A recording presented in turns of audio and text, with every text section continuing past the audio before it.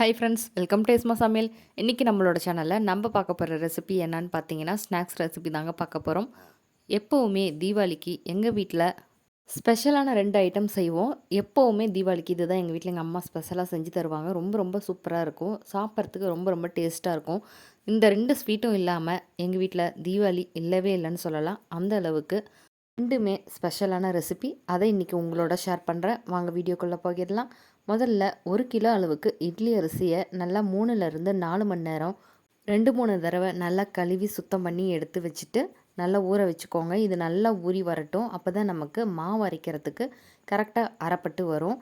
நம்ம இன்றைக்கி இட்லி அரிசி தாங்க எடுத்துருக்கோம். இன்றைக்குன்னு இல்லை, நாங்கள் எப்போவுமே முறுக்கு சுடுறதுக்கு இட்லி அரிசி தான் எடுத்துக்குவோம். நீங்கள் வேணும்னா ரேஷன் அரிசி கூட பயன்படுத்திக்கலாம்.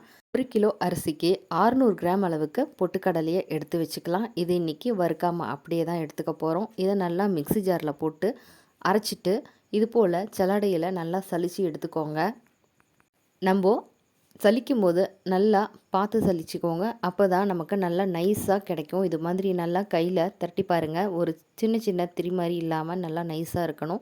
இப்போ இது கூட 3 டேபிள் ஸ்பூன் அளவுக்கு முறுக்குக்கு ஓமம் எடுத்துருக்கோம். அதை நல்லா கழுவிட்டு சலிச்சிட்டு இது மாதிரி வாணலியில் போட்டு நல்லா வறுத்துக்கோங்க. அடுப்பை மீடியம் ஃப்ளேம்லேயே வச்சுட்டு எண்ணெய் எதுவுமே ஊற்றாமல் அப்படியே ட்ரை ரோஸ்ட்டு பண்ணுங்கள். இது நல்லா ஈரமெல்லாம் போகிட்டு நமக்கு ட்ரை ஆகி படப்படன்னு வெடிக்க ஆரம்பிக்கும். அந்த மாதிரி நம்ம எடுத்துக்கணும். ஓமம் வாங்கும்போது பார்த்து புதுசாக இருக்கிற மாதிரி வாங்குங்க, இல்லைன்னா சக்கையாக இருக்கும்.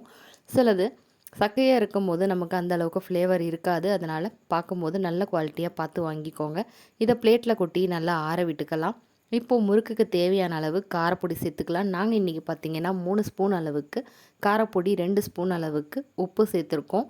நீங்கள் 2யும் சேர்த்துட்டு நல்லா கொஞ்சம் தண்ணி மிக்ஸ் பண்ணிக்கோங்க. அப்போ தான் நமக்கு கட்டிகள் இல்லாத மாவோட சேர்த்து பிசையும் போது நமக்கு கரெக்டாக வரும். அதனால் தண்ணியிலேயே நம்ம இதை நல்லா கரைச்சி விட்டு எடுத்துக்கலாம். எந்த அளவுக்கு தண்ணி தேவையோ அந்த அளவுக்கு சேர்த்துட்டு நல்லா கரைச்சி விட்டுக்கோங்க. இப்போ நம்ம அரிசி ஊற வச்சுருந்தோம் இல்லைங்களா, அதை நல்லா மாவாக அரைச்சி எடுத்துகிட்டு வந்தாச்சு. மாவு பார்த்திங்கன்னா நல்லா இட்லிக்கு தோசைக்கு அரைக்கிற மாதிரி இல்லாத நல்லா நைஸாகவே அரைச்சி எடுத்துக்கணும். இப்போ நம்ம சலிச்சு வச்ச பொட்டுக்கடலை மாவையும் சேர்த்தாச்சு. 200 கிராம் அளவுக்கு வெண்ணெய் சேர்த்துக்கோங்க. அப்போ தான் நமக்கு முறுக்கு ரொம்ப ரொம்ப சாஃப்டாக பொறுன்னு இருக்கும். சாப்பிட்றதுக்கு ரொம்ப டேஸ்ட்டாகவும் இருக்கும். நீங்கள் வெண்ணெய்க்கு பதிலாக நெய் கூட சேர்த்து செய்யலாம். நாங்கள் இன்றைக்கி வெண்ணெயில் தாங்க செஞ்சுருக்கோம். அப்போ தான் நமக்கு டேஸ்ட்டும் மட்டும் இல்லாத ருசியாகவும் இருக்கும். சாப்பிட்றதுக்கு ரொம்ப ரொம்ப கிறிஸ்பியாகவும் நம்ம வாயில் வச்சோடனே பட்டுக்கு பட்டுக்குன்னு கடித்து சாப்பிட்றலாம், அந்த அளவுக்கு இருக்கும். இப்போது வெண்ணெய் சேர்த்துனதுக்கப்புறமா நம்ம கரைச்சி எடுத்து வச்சுருந்த உப்புத்தூள், மிளகாத்தூள் 2யும் சேர்த்துக்கலாம். சேர்த்துட்டு நம்ம எல்லாத்தையும் நல்லா பிசைஞ்சு எடுத்துக்க போகிறோம். பிசையும் போது மாவு கொஞ்சம் டேஸ்ட் பண்ணி பாருங்கள். உப்போ காரமோ கம்மியாக இருந்ததுன்னா அதையும் கொஞ்சம் சேர்த்துக்கலாம். நம்ம வறுத்து எடுத்து வச்ச ஓமப்பொடி இப்போ ஆறிடுச்சு, அதையும் இது கூட சேர்த்துக்கலாம். எல்லாத்தையும் சேர்த்துனதுக்கப்புறமா நல்லா கை வச்சு மிக்ஸ் பண்ணி விட்டுக்கோங்க. மாவு எந்த பதத்தில் இருக்கணும் அப்படின்னா, சப்பாத்தி மாவை விட நல்லா இணக்கமாக இருக்கணும். அப்போ தான் நமக்கு முறுக்கு பிழியும் போது நமக்கு முறுக்கு ஈஸியாக பிழிய வரும். இது போல் நல்லா எந்த அளவுக்கு சாஃப்டாக இருக்குன்னு பாருங்கள். இந்த மெத்தடில் நம்ம பிசைஞ்சு எடுத்ததுக்கப்புறமா கடாயில் எண்ணெய் வச்சுருந்தோம். அது நல்லா காஞ்சதுக்கப்புறமா அடுப்பை கொஞ்சம் குறைச்சி வைங்க. அதாவது மீடியம் ஃப்ளேமுக்கும் கொஞ்சம் மேலே இருந்தால் போதும். ரொம்ப ஹை ஃப்ளேமில் இருக்க தேவையில்லை. இப்போது நம்ம ஒவ்வொரு முறுக்காக இதில் சேர்த்துக்கலாம். முறுக்கு பார்த்திங்கன்னா நல்லா பொங்கி பொங்கி வரும். ஒரு பக்கம் நமக்கு பொங்கிட்டு அடங்கினதுக்கு அப்புறமா நம்ம இன்னொரு பக்கமாக திருப்பி போட்டுக்கலாம். ஃபஸ்ட்டு நம்ம ஒரு பக்கம் போடும்போது தாங்க கொஞ்சம் டைம் எடுக்கும். திருப்பி போட்டதுக்கப்புறம் கொஞ்சம் டைம் தான் எடுக்கும். அதை பார்த்து நல்லா நமக்கு நுர அடங்கினதுக்கு அப்புறம் முறுக்கு கலர் மாறி வரும். அப்போ நம்ம பிளேட்டில் மாற்றி எடுத்து வச்சுக்கலாம். நல்லா இது போல் எடுத்துகிட்டு எண்ணெயெல்லாம் வடிச்சிட்டு பிளேட்டில் எடுத்து வச்சுருக்கோம் பாருங்கள். இப்போ நாங்கள் புட்டு காட்டுறோம் எந்த அளவுக்கு சாஃப்டாக இருக்குதுன்னு. நம்ம போடும்போதே பட்டு பட்டுன்னு உடையுது. இது ரொம்ப ரொம்ப டேஸ்ட்டாக இருக்குங்க. கண்டிப்பாக நீங்களும் ட்ரை பண்ணி பாருங்கள், எந்த அளவுக்கு சாஃப்டாக முறுமுறுன்னு இருக்குதுன்னு அப்படின்னு. நீங்கள் ஒரு முறை இந்த மாதிரி செஞ்சு டேஸ்ட்டு பார்த்துட்டிங்கன்னா கண்டிப்பாக இதே மெத்தடில் தான் திரும்ப திரும்ப செய்வீங்க.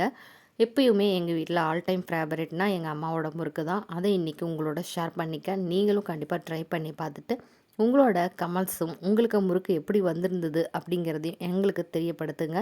இப்போ நம்ம அடுத்த ரெசிபிக்கு போயிடலாம். இன்றைக்கி நம்ம ஸ்வீட் ரெசிபி என்ன பண்ண போகிறோம் அப்படின்னா குலாப் ஜாமுன்ங்க. அதுக்கு ஃபஸ்ட்டு 4 டம்ளர் சர்க்கரையை எடுத்து பாத்திரத்தில் சேர்த்துருந்தோம். அதுக்கு 4 டம்ளர் அளவுக்கு தண்ணி சேர்த்துக்கலாம். நம்ம எந்த அளவுக்கு சர்க்கரை சேர்க்குறோமோ அந்த அளவுக்கு தண்ணி சேர்த்துக்கலாம். இன்றைக்கி நாங்கள் எடுத்திருந்த மாவோட அளவுக்கு இந்த தண்ணி கரெக்டாக இருக்கும். தண்ணி நல்லா இது மாதிரி கரண்டி வச்சு மிக்ஸ் பண்ணி விடுங்க. அப்போ தான் நமக்கு சர்க்கரை சீக்கிரம் கரைஞ்சி வரும்.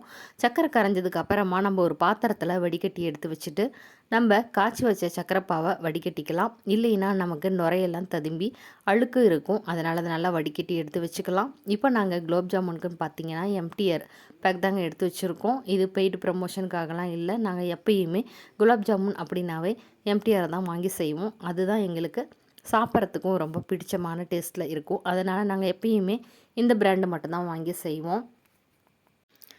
இதை கொஞ்சம் கொஞ்சமாக தண்ணி சேர்த்துட்டு பிசைஞ்சு எடுத்து வச்சுக்கலாம். இப்போது தண்ணி சேர்த்தும் போது பார்த்திங்கன்னா தெரிச்சு தான் சேர்த்தணும். ரொம்ப அதிகமாக ஊற்றிடக்கூடாது. இல்லைன்னா மாவோட கன்சிஸ்டன்சி வந்து நமக்கு தண்ணியாக போயிடும். இப்போது நம்ம சர்க்கரை எடுத்து வச்சுருந்தோம்ல, தண்ணி ஊற்றி அதுக்கு கொஞ்சமாக கலர் சேர்த்துக்கலாம். கேசரி பவுடர் ரெட் கலர் கொஞ்சம் சேர்த்துட்டு தண்ணியில் கலந்து அதை வந்து நம்ம இது கூட சேர்த்துக்கலாம். நமக்கு இப்போது சர்க்கரை பாகு காஞ்சிட்ருக்கிற நேரம், அதனால் நம்ம பார்த்து கலர் சேர்த்துருக்கோம். இப்போது பாகு வந்து பார்த்திங்கன்னா நமக்கு பிசு பிசு தன்மை இருக்கணும். ஒல்லியாக பதம் வரணும், கம்பி பதம் வரணும் அப்படிங்கிற அவசியம்லாம் இல்லை. அது வந்ததுக்கப்புறமா ஆஃப் பண்ணி எடுத்து வச்சுட்டு மறுபடியும் நம்ம பிசைஞ்சு வச்ச மாவை எடுத்து உருண்டை பிடிக்க ஆரம்பிச்சுக்கலாம். உருண்டை பார்த்திங்கன்னா ரொம்ப ரொம்ப சாஃப்டாக உள்ளங்கையில் வச்சு ரொம்ப அழுத்தம் கொடுக்காம மென்மையாக தாங்க பிசையணும். இது எப்படி பிசையணும் அப்படின்னா, நம்ம கொஞ்சமாக ஆயில் தொட்டுட்டு நம்ம சின்ன சின்ன உருண்டைகளாக நல்லா உருட்டி எடுத்துக்கணும். எல்லா உருண்டையும் உருட்டி எடுத்து வச்சதுக்கு அப்புறமா கடாயில் கொஞ்சமாக எண்ணெய் விட்டுக்கலாம். எண்ணெய் நல்லா காஞ்சதுக்கப்புறம் அடுப்பை மீடியம் ஃப்ளேம்லேயே கம்மியாக வச்சுட்டு ஒவ்வொரு உருண்டைகளாக இது கூட சேர்த்துக்கோங்க. உருண்டைகள் சேர்த்தும் போது எல்லாத்தையும் டப்புன்னு சேர்த்துடக்கூடாது. ஒன்றோட ஒன்று ஒட்டிக்கும். அதனால் நம்ம ஒன்று ஒன்றா சேர்த்தணும். இது கொஞ்சம் நேரம் அடுப்பை மீடியம் ஃப்ளேமுக்கும் கம்மியாக வச்சுட்டு நல்லா கலர் மாறி வர வரைக்கும், பொன்னிறத்துக்கும் மேலே வர வரைக்கும் நம்ம பொரித்து எடுத்துக்க போகிறோம். அப்போ தான் நமக்கு சாப்பிட்றதுக்கு நல்லா வெந்து கிடைக்கும். இல்லைன்னா சிலது உள்ள மாவாக இருக்கிற மாதிரி இருக்கும். இந்த மாதிரி நல்லா கலர்லாம் மாறி சேஞ்ச் ஆகி வந்ததுக்கப்புறமா நம்ம எண்ணெயெல்லாம் வடிச்சிட்டு டைரெக்டாக நம்ம காய்ச்சி வச்சுருந்த சர்க்கரை பாவில் சேர்த்துக்கலாம். சர்க்கரை பாவு கூட நீங்கள் தேவைப்பட்டுச்சு அப்படின்னா ஏலக்காய் பொடி கூட சேர்த்துக்கோங்க. நாங்கள் இன்றைக்கி அதெல்லாம் எதுவுமே சேர்க்கலை. இப்போது இதை நைட்டில் தாங்க செய்கிறோம். இதை இப்போது சர்க்கரை பாவில் சேர்த்துனதுக்கு அப்புறமா ஃபுல் நைட் வந்து இதை ஊறப்போகுது. காலையில் பார்க்கலாம் இது எப்படி இருக்குதுன்னு.